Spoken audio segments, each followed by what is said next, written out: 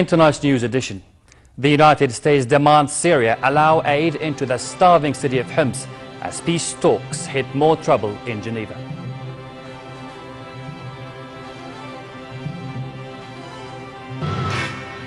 Egypt's military council gives the army chief Abdel Fattah al-Sisi a green light to run for president.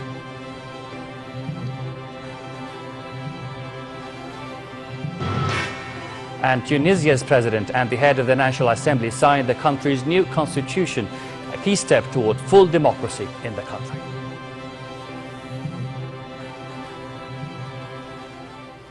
Good evening and welcome to the news.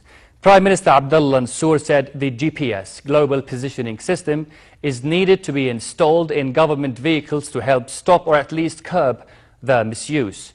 During a visit to the Royal Jordanian Geographical Centre, Mansour called for enforcing the curbs on government vehicle misuse to cut fuel consumption and increase the Treasury's revenues. The Prime Minister said as he chaired a meeting attended by a number of ministers, stopping the use of government cars for private purposes is a public, parliamentary and government demand. He urged all concerned authorities and agencies to follow the lead of other institutions that have partially enforced it. In September, the Cabinet approved the installation of GPS devices in all the 11,000 government vehicles to monitor the movement. Minister of Foreign Affairs and Expatriate Affairs Nasser Judeh and U.S. Deputy Secretary of State William Burns emphasized the importance of U.S.-brokered direct Palestinian-Israeli peace talks. During the talks in Amman, Judeh reiterated Jordan's backing for an independent, sovereign and contiguous Palestinian state with East Jerusalem as its capital as a higher Jordanian interest. In addition to the peace negotiations underway, Judeh and Burns also talked about the Syrian crisis and talks currently underway in Geneva between the Syrian government and the opposition.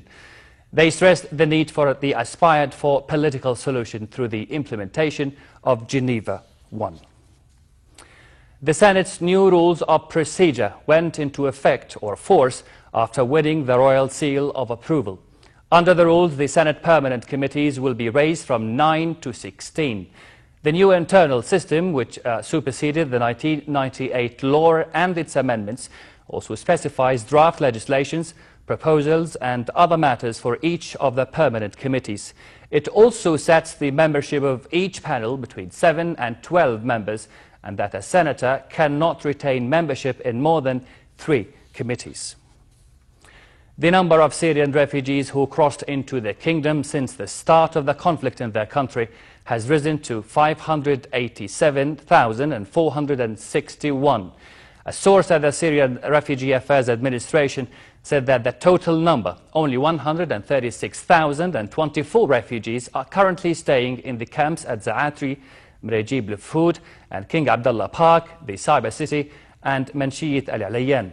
It said 471 refugees crossed into the kingdom yesterday to flee the conflict in Syria, while 67 others returned voluntarily to their country. The source said the continued flow of refugees is placing more pressure on the kingdom's various sectors and urged donor countries to shoulder the responsibility towards the displaced people. Over to Switzerland and the Syria peace talks. The United States demanded that Syria allow aid into the starving city of Homs as talks aimed at ending 3 years of civil war continued in Geneva.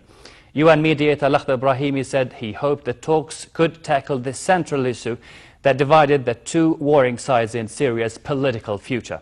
Brahimi added there is apparently the will to continue the talks, but he never expected any miracle. Here's an update.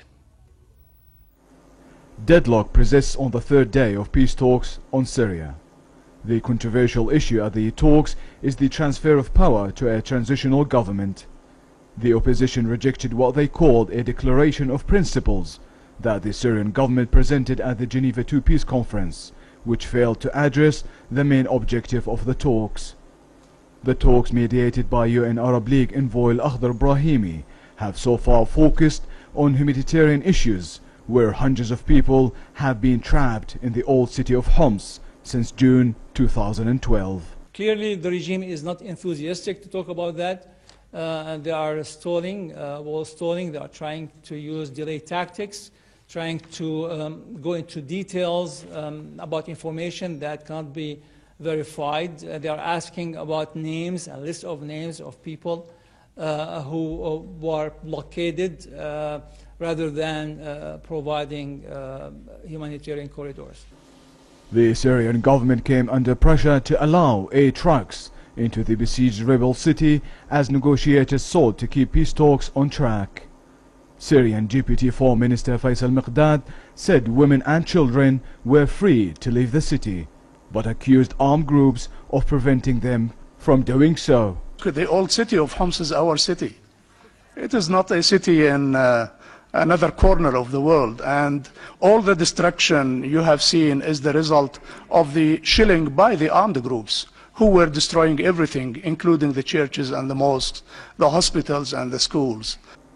Government and opposition delegates also spoke of releasing prisoners during what the UN mediator acknowledged it was a slow process after 3 years of civil war. Brahimi said opposition delegates who asked for the release of nearly 50,000 detainees had agreed to a government request to try to provide a list of those held by armed rebel groups. Syria's presidential advisor, Buthayna Sha'ban, said her government delegation will leave Geneva on Friday, but is prepared to come back for more talks later. We told Mr. Brahimi right from the beginning that we're staying only till Friday because we are ministers and we have responsibilities at home. But that doesn't mean that we don't come back. Yes, we are ready to come back. As the tense talks over the country's future proceed in Geneva, clashes continued between rebels and the Syrian government forces in rural Damascus. 2 explosive barrels were seen falling from the sky in the town of Daria, in the western Ghouta, where fighters clashed with the government forces.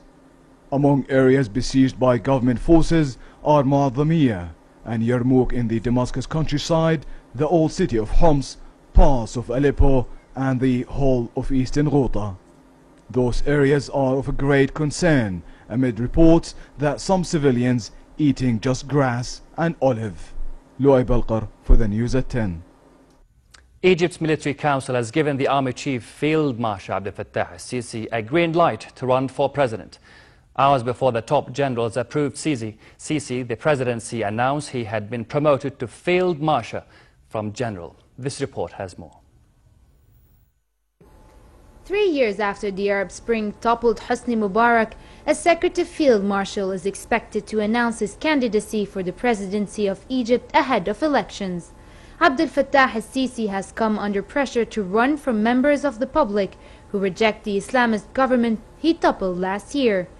The armed forces also want a president who can face down growing political violence. But despite his present popularity, the general has shown himself willing to use force against the Islamists. Sisi has trodden a careful path to power since overthrowing Morsi, Egypt's first freely elected president, last July. It was Morsi who appointed him Army Chief of Staff and Defense Minister in August 2012. Egypt's military council has given Sisi a green light to run for president. He has become hugely popular among Egyptians who see him as a decisive figure able to stabilize a country which has lurched from one crisis to another. While citizens in Tahrir Square are calling for Sisi to run the presidency, supporters of ousted Islamist President Mohamed Morsi and security forces clashed and dozens were killed and 100 more were injured. The country remains as polarized as ever. We want a strong man to rule the country. It's Sisi. There's no one better than him. The military is the military and the king is the king. There's no king in Egypt. I only know this country is ruled by the military government. Thus no military, no country. There's no doubt that if Sisi presents himself as a candidate in the presidential elections, he'll have a very big chance of winning from the first round. And this would be catastrophic, of course, because this goes against all of what we've stood for, against the militarization of the state. The country's leaders have announced that presidential elections will be held before parliamentary polls. Interim President Adli Mansour said during the national dialogues the majority of the political parties and forces appealed for presidential elections first. The race is expected to begin in March and the new president should take out by the end of April. Farah Ajlouni for the news at 10. Over to Tunisia, where the country's President Moussaf Marzouki and the head of the National Assembly signed the country's new constitution. It was one of the North African nation's last steps toward full democracy after the 2011 uprising that toppled autocratic leader Zain al-Abidine bin Ali. Parliament erupted in celebration after the official signing of the constitution following its approval by Assembly deputies. The signing ended months of deadlock that had threatened to undermine Tunisia's transition. Echoing the upbeat mood, Tunisia's stock market rose 1.7% in a sign of investor confidence in the country's stability, with the constitution in place and the formation of a new caretaker cabinet that will govern until elections. After months of crisis, the transition got back on track when ruling Islamist party Ennahda agreed to compromise late last year. Ennahda had agreed to step down to make way for a technocrat government that will take over until the vote later this year. A Libyan militia commander was released in Egypt after Egyptian diplomats kidnapped in Tripoli were freed. However, Libyan and Egyptian government officials said there had been no deal to free Sha'ban Hadia, also known as Abu Ubaidah, in exchange for the diplomats. Hadia had been arrested for staying in Egypt after his residency permit had expired. Libya's deputy foreign minister confirmed that the 5 Egyptian diplomats who were kidnapped last week in response to Hadia's detention had been freed. Their abduction in the Libyan capital underlined the fragility of government control over former rebels and militias. Gunfire rang out in the Central African Republic's capital, Bangui, injuring at least 1 woman as ongoing sectarian violence forced residents from their homes. Almost 1 million people, or a quarter of the country's population, have been displaced since fighting broke out in March last year. The conflict began when the mainly Muslim rebels seized power in the majority Christian country in March last year. Christian vigilante groups have since taken up arms against the rebels. French soldiers today set up a roadblock to separate the Muslim and Christian areas of a Bangui neighborhood. A French intervention force of 1,600 soldiers was launched in the country last month to try and quell the worsening violence that left over 2,000 people dead. So far, both the French force and thousands of African peacekeepers have failed to stop the violence in the country. 2 Russian cosmonauts took a spacewalk outside the International Space Station to complete installing a pair of cameras. Expedition 38 commander Oleg Kotov and flight engineer Sergei Ryazansky of the Russian Federal Space Agency went outside the International Space Station to install a pair of cameras on the hull of the station's Zvezda service module. It is their second attempt to install the Earth-observing cameras.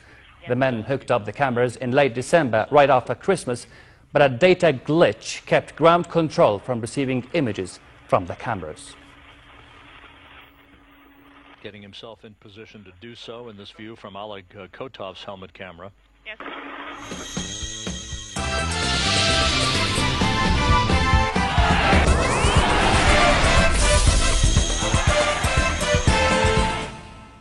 We begin with the English Premier League. Juan Mata hopes to put the last 6 months at Chelsea behind him, following his move from Chelsea to rivals Manchester United. Spanish playmaker spoke to the media for the first time following Saturday's £37.1 million transfer deal. Manchester United revealed he would wear the number 8 shirt rather than the number 7 used by former greats David Beckham, Cristiano Ronaldo and Eric Cantona.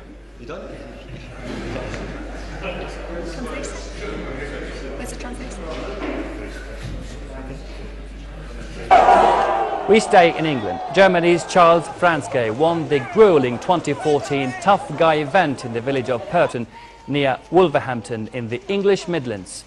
The obstacles race, which involves a 13-kilometre course through freezing water, fire and energy-sapping mud, has become something of a German affair after fellow countryman Knut Holler had won it for the previous 3 years. It took Franzke 1 hour, 29 minutes and 21 seconds to win the race.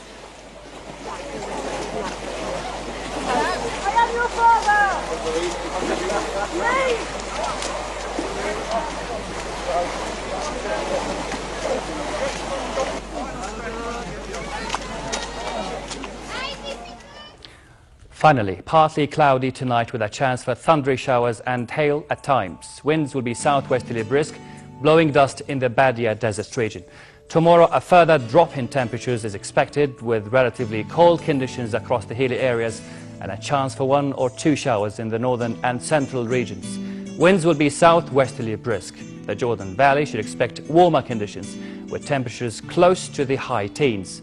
Further south, it will also remain warm in the port city of Aqaba, with northerly fresh winds and slightly choppy seas.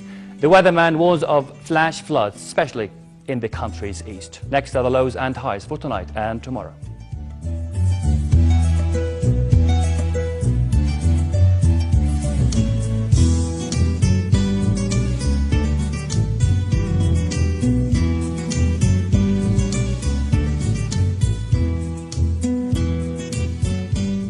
To close, here is a reminder of our top stories.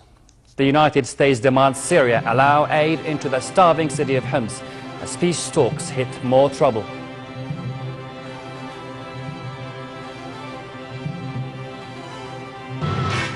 Egypt's military council gives the army chief Abdel Fattah al-Sisi a green light to run for president.